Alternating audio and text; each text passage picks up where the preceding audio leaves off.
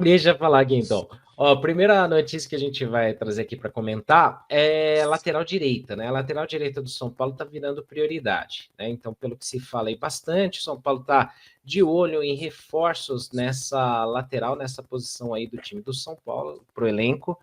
E surgiram alguns boatos aí de ontem para hoje. Tem gente cravando que o São Paulo tá atrás de alguns laterais aí, de alguns nomes.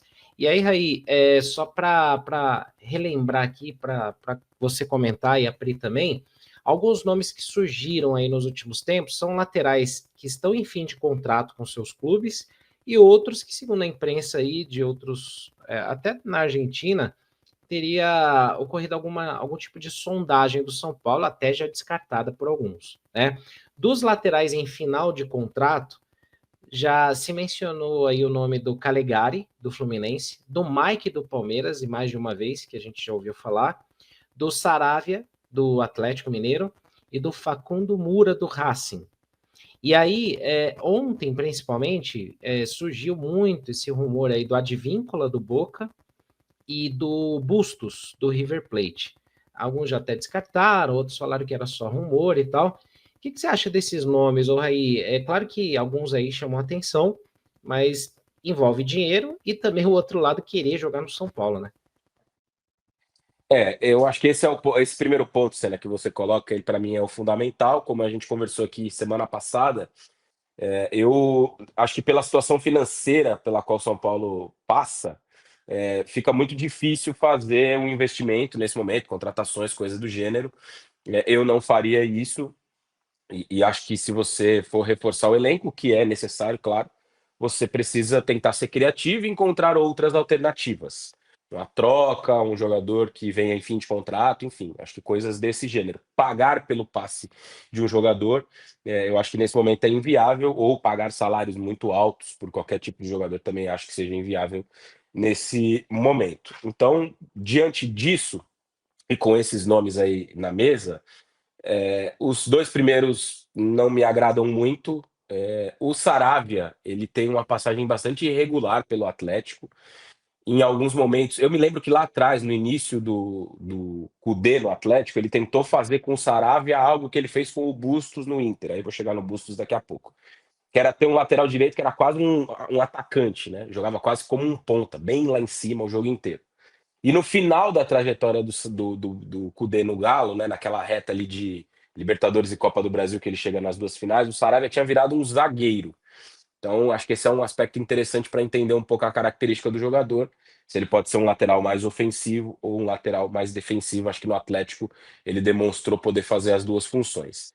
E o Bustos, a mesma coisa quando jogava no Inter com o Cudê, né? Também era um lateral direito que jogava lá em cima, no campo de ataque e tal. E acho que até por isso o Gadiardo pediu a contratação dele no River no meio do ano passado, se não me falha a memória, né? Um lateral muito ofensivo, muito agudo, com boa chegada à frente. Sendo muito sincero, eu acompanhei muito pouco do River de lá para cá, tirando agora a Copa do Mundo de Clubes. Então eu não sei exatamente o que houve com ele para que ele se tornasse um jogador negociável depois de ter sido um pedido do treinador, né? O Advíncula é um cara que a gente conhece bastante de futebol sul-americano, Boca e seleção peruana, muitos anos de seleção peruana, jogou Copa do Mundo, enfim. E no Boca há bastante tempo também. Também um lateral com bastante chegada à frente, né? Bastante agudo. Fez até um gol na final da Libertadores contra o Fluminense. Mas é um jogador que também tem alguns problemas de, na minha visão pelo menos, né? De acabamento da jogada, passe, cruzamento. Acho que ele é um jogador muito forte fisicamente, mas refino falta um pouco, na minha visão, pelo menos, em relação ao Advíncula. Destacaria esses três, né? O Saravia, o Advíncula e o Bustos. Acho que é uma necessidade no elenco atual, um lateral direito. São Paulo precisa. Mas, como eu disse no início, precisa também olhar para a sua própria situação para fazer essa contratação. Se algum desses jogadores, né, puder chegar numa troca ou num fim de contrato por um salário modesto, ok, acho ótimo, né? Basicamente ele é o que ganhava o Igor Vinícius, vai, uma troca de um por outro, talvez um pouquinho mais, um pouquinho menos. Ok, agora se tiver que pagar muito dinheiro pelo passe de um jogador, se tiver que pagar um salário muito alto, aí acho que não dá, a condição financeira atual do clube não permite esse tipo de aventura. Mas dos seis aí, Se você falasse, escolhe um, todos na mesma situação financeira, vai vir de graça, vai ganhar um salário legal, ok, dentro da pretensão do clube, qual você contrataria? Fabrício Bustos, para mim, é o melhor deles. O Bustos é o mais destacado, até estranha, né? Como o Raí falou, de repente o River aceitar negociar. Será que é alguma lesão? Será que é alguma questão de indisciplina? Alguma outra questão? Porque não seria normal, ele vinha jogando, né? Não teria porquê. E, enfim, seria um bom nome. O fato é que o São Paulo precisa reforçar algumas carências aí no elenco. O Pri, eu até coloquei aqui na resenha do chat para a galera votar que, assim, a gente precisa de reforços, é claro, mas eu coloquei assim, qual que é o setor mais carente, mais desesperador que o São Paulo precisa? Você tem 10 dinheiros, aí você precisa investir 10 dinheiros numa posição do time. Laterais, zaga, volantes ou Ô, meias. Senna, Diga.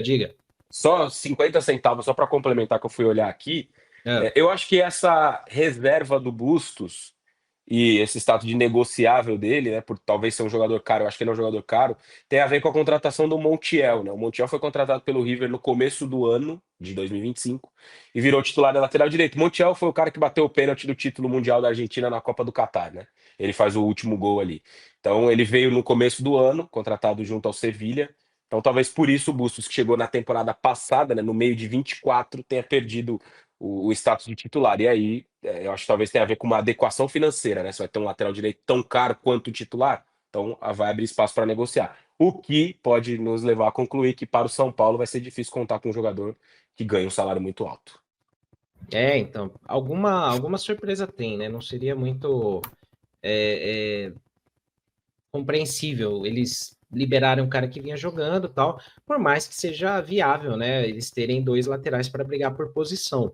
Mas a gente tem aí esse cenário, né, Pri? A gente tem o Cedric renovado por um tempo, não é unanimidade. A incerteza se o São Paulo vai trabalhar na transição do Mike, do Igor Felisberto para o time principal.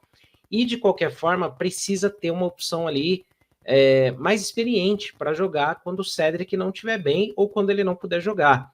Imagina que o São Paulo pega aí o Nacional de Medellín e aí o Cedric não pode jogar. Vai improvisar o Ferrarés de novo? Vai colocar a molecada lá e ver se dá conta do recado e arriscar? Tem tudo isso.